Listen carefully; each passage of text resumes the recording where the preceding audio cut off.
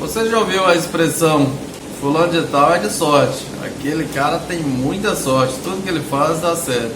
Ou o contrário, fulano de tal é azarado, coitado, tudo que ele faz dá errado. O que é que você acha? Você acredita em sorte? Acredita que umas pessoas foram agraciadas com sorte, outras com azar?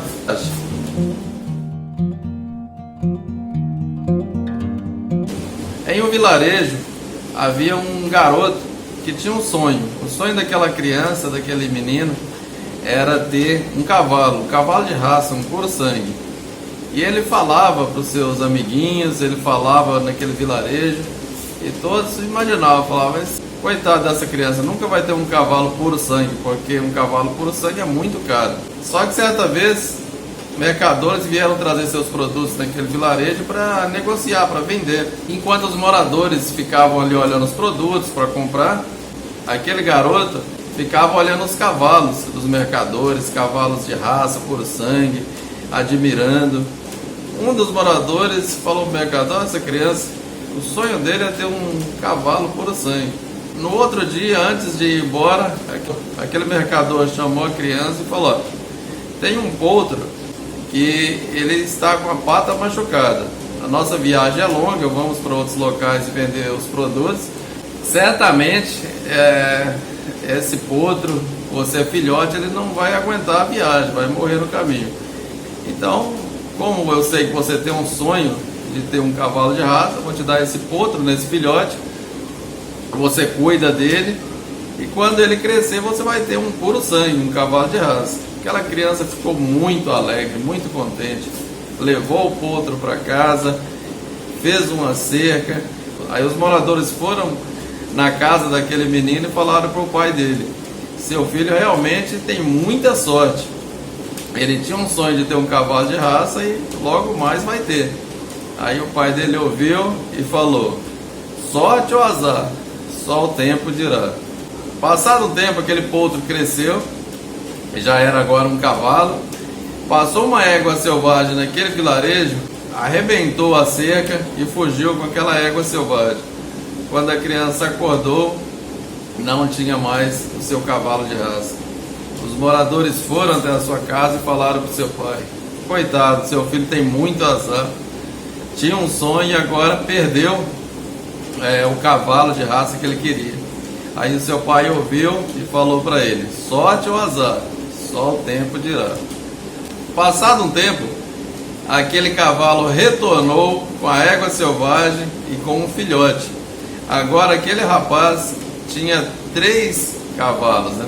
E aí ele ficou muito contente, recuperou ali o cercado, reforçou para eles não fugirem mais. Aí os moradores foram até o seu pai e falaram, realmente seu filho tem muita sorte.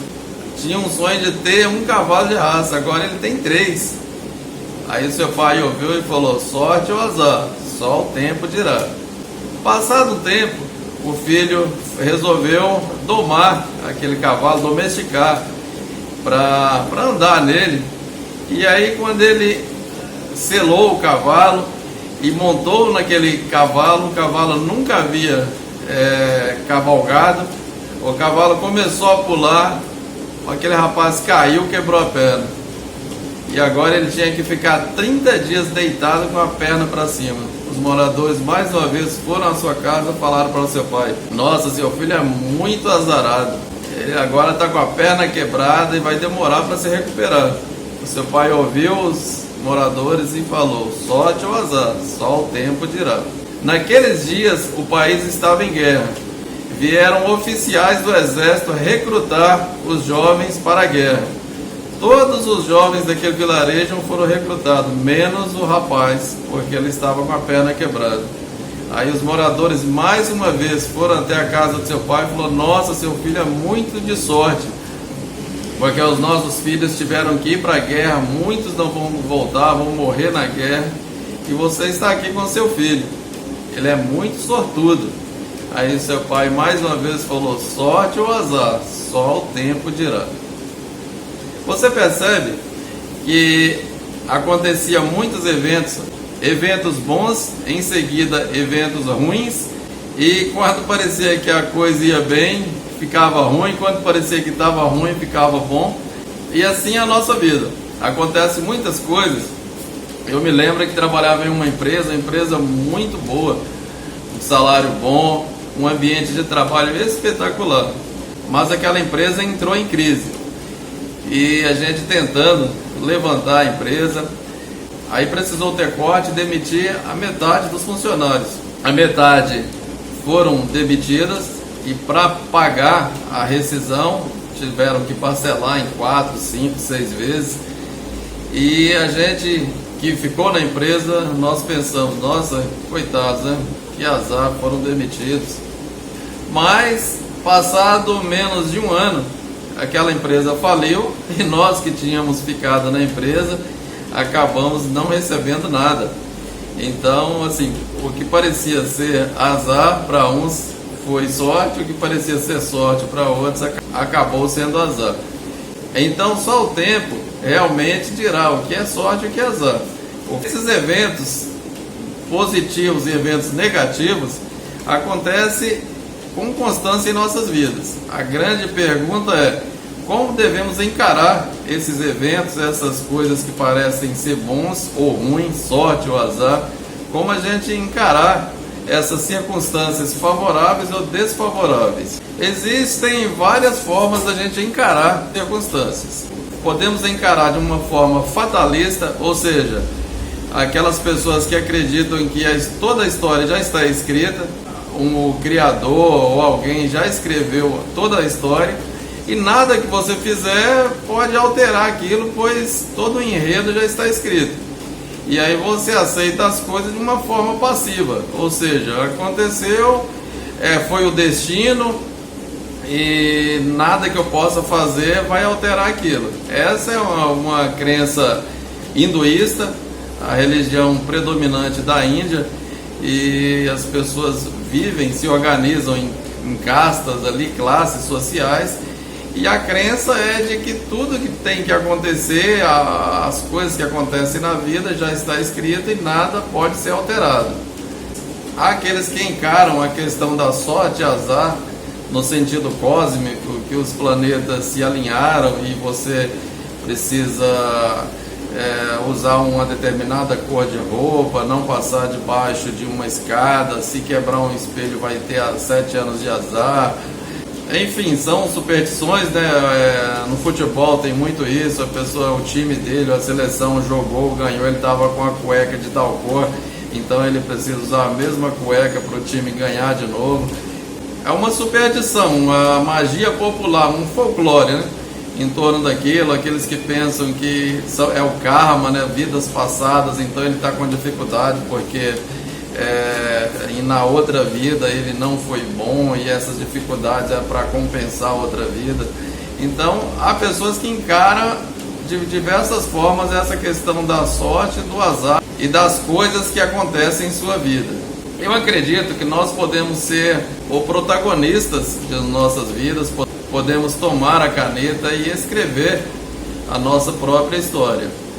Podemos encarar todas as circunstâncias de uma forma altiva, de cabeça erguida, tanto as circunstâncias boas como as circunstâncias ruins, sabendo que na vida vai acontecer coisas boas e coisas ruins, e nós não temos o controle de muitas dessas coisas que acontecem, mas outras vezes não. Por exemplo, a pessoa que bebe e dirige, aí ele atropela alguém, ou seja, ele está colhendo o que plantou, dirigindo bêbado, atropelou alguém. Mas a pessoa que foi atropelada, nem sempre ele foi atropelado porque fez alguma coisa ruim e deveria ser atropelado. Então essa relação de causa e efeito, principalmente na questão teológica da pessoa está passando dificuldade, está desempregado, doente, passando por percalço, sabe por que está em pecado? Isso não é bíblico. A teologia bíblica ela não ensina dessa forma. Ou o contrário, as coisas quando estão acontecendo bem é porque Deus está aprovando a minha vida espiritual. Há um personagem na Bíblia, o apóstolo Paulo, muitas vezes ele foi obstruído por situações que ele não produziu, algumas vezes ele era apedrejado, perseguido, chicoteado, lançado em prisões, e às vezes a pessoa lançava ele numa prisão subterrânea e falava, não, agora acabou, agora já era. Mas mesmo ali ele enfrentava com a cabeça erguida, ele começava a pregar ali naquela masmorra, a orar, e as coisas mudavam, ele era liberto, era solto e continuava. Então as coisas boas e ruins nem sempre tem essa relação de causa e efeito, do que a gente fez de bom vai acontecer coisa boa. Pode ser que sim, pode ser que não, só o tempo dirá, como dizia aquele pai daquele rapaz. A palavra sorte, ela é bíblica, ela aparece em diversos textos, tanto no Velho como no Novo Testamento. Lançar sorte, tirar sorte, mudar a sorte deste ou daquele. Então, depende do contexto, o seu significado. Por exemplo, o salmista fala, quando o Senhor mudou a sorte de Sião, ficamos como quem sonha. Mas ela não tem esse significado popular. Paulo, escrevendo aos Filipenses no capítulo 4, ele dá algumas dicas, né, da forma como ele vivia e como ele encarava essas coisas. No capítulo 4, a partir do versículo 10, ele fala que já tinha aprendido a viver em todas as circunstâncias. E no versículo 13 do capítulo 4 de Filipenses, é um versículo muito conhecido, né, que todos repetem, posso todas as coisas naquele que me fortalece. Eu gosto de uma versão que diz o seguinte, posso enfrentar todas as coisas com a força que Cristo me dá. Ou seja, diante de todas essas dificuldades ou dessas bonanças da vida, eu posso enfrentar de uma forma ereta, de cabeça erguida, todas essas dificuldades e todas essas abundâncias. Porque às vezes a pessoa se perde também na abundância. Quando está tudo bem, está ganhando muito dinheiro, a pessoa acaba perdendo família, fazendo coisas erradas, não sabe lidar com a abundância, com ter muito. Outros não sabem lidar com a escassez, com ter pouco. Então precisamos, como o apóstolo Paulo, saber lidar tanto com o que as pessoas chamam de sorte, como azar, com essas circunstâncias favoráveis ou desfavoráveis da vida. Isto é maturidade cristã. Resumindo, a vida é difícil para todos nós. Todos nós passamos por dificuldades. O sofrimento ele é universal. Santo Agostinho tinha uma frase que era o seguinte, houve apenas um homem que não pecou, mas não houve um homem que não houvesse passado por sofrimento.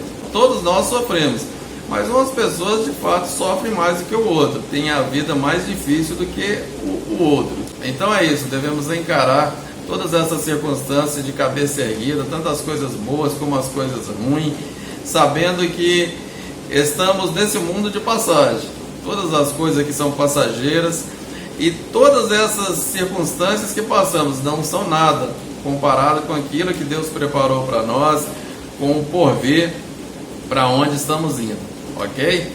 Gostaria de agradecer a todos que acompanhou essa mensagem. Compartilhe, envie essa mensagem para uma pessoa e que Deus possa abençoar a todos. Até a próxima. Um abraço.